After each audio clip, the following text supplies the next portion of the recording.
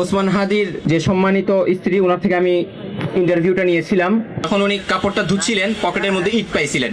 একটা বুলেট ওসমান হাদি ভাইয়ের মাথায় অথবা কোনো জায়গায় লাগতে এক চুল পরিমাণ জায়গার বেশ কম ছিল। জুলাইয়ে ওসমান হাদির কন্ট্রিবিউশন কি ছিল, জুলাইয়ে ওসমান হাদি কি করেছে, আমি সেটা 2 মিনিটে বলে শেষ করে দিব। ওসমান হাদির যে সম্মানিত স্ত্রী, ওনার থেকে আমি ইন্টারভিউটা নিয়েছিলাম। তখন তিনি বলছিলেন যে ওই সময় ফিরনাস সে তার মায়ের গর্ভে ছিল, অর্থাৎ ওসমান হাদির যে ছোট সন্তানটা ফিরনাস তার মায়ের গর্ভে ছিল 5 মাস। ওই টাইমে তারা ওসমান হাদির বাসা ছিল হচ্ছে রামপুরাতে। তো রামপুরাতে আপনারা জানেন প্রচণ্ড আন্দোলন হয়েছে, সেখানে শহীদদের সংখ্যাটা অনেক বেশি এবং গুম হওয়া শহীদদের সংখ্যাটা রামপুরাতেই বেশি, যেহেতু ওখানে খেটে খাওয়া মানুষগুলা বেশি আর কি। তো ওসমান হাদি ভাই আন্দোলনের শুরু থেকে ছিলেন এবং যারা সমন্বয়ক ছিলেন তাদের সাথে ওনার যোগাযোগটা অনেক আগে থেকেই ছিল, যেহেতু ঢাকা বিশ্ববিদ্যালয়ের ছাত্র তিনিও ছিলেন ওসমান হাদি ভাই। এবং আক্তার ভাইয়ের সাথে ওসমান হাদি ভাইয়ের সম্পর্কটা সবচেয়ে বেশি ভালো ছিল। এই বক্তব্যগুলো আমার না, এগুলো হচ্ছে ওনার সম্মানিত স্ত্রী বলছিলেন।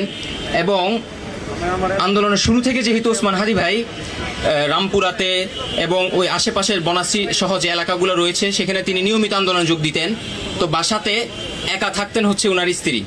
এবং ওই টাইমটাতে প্রচুর টিয়ার শেল পড়তো, বুলেটের আওয়াজ এবং পেটে একটা 5 মাসের সন্তান, উনি খুব কষ্টে দিন পার করতেন তিনি বলছিলেন। কিন্তু ওসমান হাদিকে তিনি আটকাইতেন না, এজন্যই যে উনি যখন ঢাকা বিশ্ববিদ্যালয়ে ভর্তি হয়েছিলেন তখন থেকে ওনার মতো একটা হতাশা কাজ করতেছিল ওসমান হাদি ভাইয়ের ভিতরে, যে এই দেশটা কি আর পরিবর্তন হবে না, আমরা কি এই দেশের জন্য আর সংগ্রাম করতে পারবো না, এই দেশটা কি আগের মতোই থেকে যাবে। কিন্তু জুলাইয়ে যখন সবাই নেমে আসলো, হাদি ভাই স্বপ্ন দেখা শুরু করলেন যে এবার আমাদের হাতে সুযোগ এসেছে এই বাংলাদেশটা বিনির্মাণ করার। সেই স্বপ্ন থেকে তিনি জুলাইয়ে প্রতিটা সময় চলে যেতেন। এবং একদিন হাদি ভাইয়ের সম্মানিত স্ত্রী আমাদেরকে বলছিলেন, একদিন হচ্ছে আন্দোলন করে যখন বাসায় ফিরেছেন, তো উনি তার স্বামী ওসমান হাদিকে বলছিলেন যে তোমার জুব্বার অবস্থা, পাঞ্জাবির অবস্থা তো খারাপ কেন, তো বলতেছিলেন আন্দোলন ছিল এই জন্য অবস্থা খারাপ। যখন উনি কাপড়টা ধুচ্ছিলেন, পকেটের মধ্যে ইট পাইছিলেন। বুলেটের বিরুদ্ধে ওসমান হাদি ইট নিয়ে প্রতিরোধ করতেন এবং সেগুলো পকেটে কিছু কোনা, মানে বুলেটের কণা রয়ে গিয়েছিল।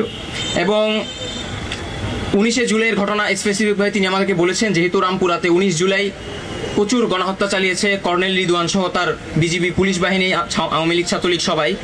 তো ওই দিন হচ্ছে ওসমান হাদি ভাই তার পাশে একটা স্কুল পড়ুয়া ছাত্র শহীদ হয়, একদম পাশে, এতটা পাশে ছিল যে ওই একটা বুলেট ওসমান হাদি ভাইয়ের মাথায় অথবা কোনো জায়গায় লাগতে এক চুল পরিমাণ জায়গার বেশ কম ছিল। তো ওই দিন রাত্রে ওসমান হাদি ভাই বাসায় ফিরে তার সম্মানিত স্ত্রীকে বলতেছিলেন যে বুলেটটা তো আমার গায়েও লাগতে পারতো, কিন্তু আমি বেঁচে গেছি, ছেলেটা শহীদ হয়ে গেছে, অতএব আমি বোনাস লাইফ পাইছি, এই বোনাস লাইফটাকে আমি কাজে লাগাইতে চাই। এবং তিনি তার কথা রেখেছেন। তিনি এই জুলাইয়ের পর থেকে দিনকে দিন, রাতকে রাত এই জুলাইয়ের জজবা নিয়ে, এই জুলাইয়ের স্পিরিট নিয়ে তিনি লড়াই করে গেছেন বাংলাদেশ বিনির্মাণের। কিন্তু আজকে আমাদের ভাই আমাদের থেকে চলে যাওয়ার পর কি আমরা এই বাংলাদেশ বিনির্মাণের জন্য লড়াই করতে পারতেছি? আমার ভাইয়ের যে স্বপ্ন সেটাকে আমরা বাস্তবায়ন করতে পারতেছি?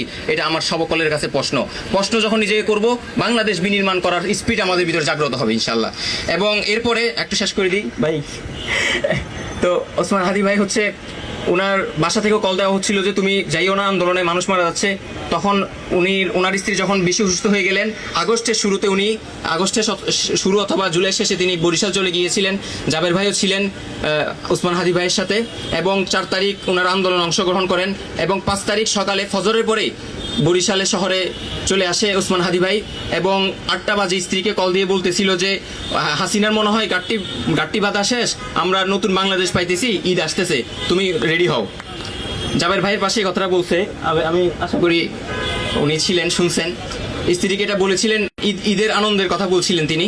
এরপরে ওনারা, এবং ওই দিন ওসমান হাদি ভাই সবুজ একটা পাঞ্জাবি পরেছিল এবং ওই পাঞ্জাবিটা ওনার স্ত্রী সিলেক্ট করে দিয়েছিল, কারণ বাংলাদেশের পতাকা সবুজ।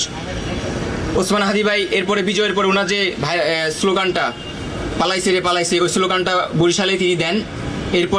এরপরের পুরো টাইমের লম্বা ঘটনা আছে, আমি না বলি। তো মানে মূলত ঘটনার সারাংশ এটাই যে ওসমান হাদি ভাই জুলাইতে নতুন একটা জজবা ফিরে পাইছেন আমাদের শহীদদের রক্তের বিনিময়ে, এবং তিনি এরপর থেকে লড়াই শুরু করেন যে বাংলাদেশ বিনির্মাণে তার পুরোপুরি কন্ট্রিবিউশন থাকবে। ওই লড়াইটা ভাই করতে করতে শাহাদাত বরণ করেছেন, কিন্তু আমরা জুলাই জনতা এখনো সেই লড়াইয়ের মধ্যে আছি। যতদিন ওসমান হাদির বিচার হবে না, হত্যার বিচার হবে না, যতদিন বাংলাদেশ বিনির্মাণ হবে না, ততদিন আমরা আমাদের লড়াই চালিয়ে যাব। এটা আমাদের ভাইয়ের সাথে আমাদের ওয়াদা ইনশাল্লাহ। সবাইকে ধন্যবাদ। আসসালামু আলাইকুম। প্রিয় সংগ্রামী বন্ধুগণ, এই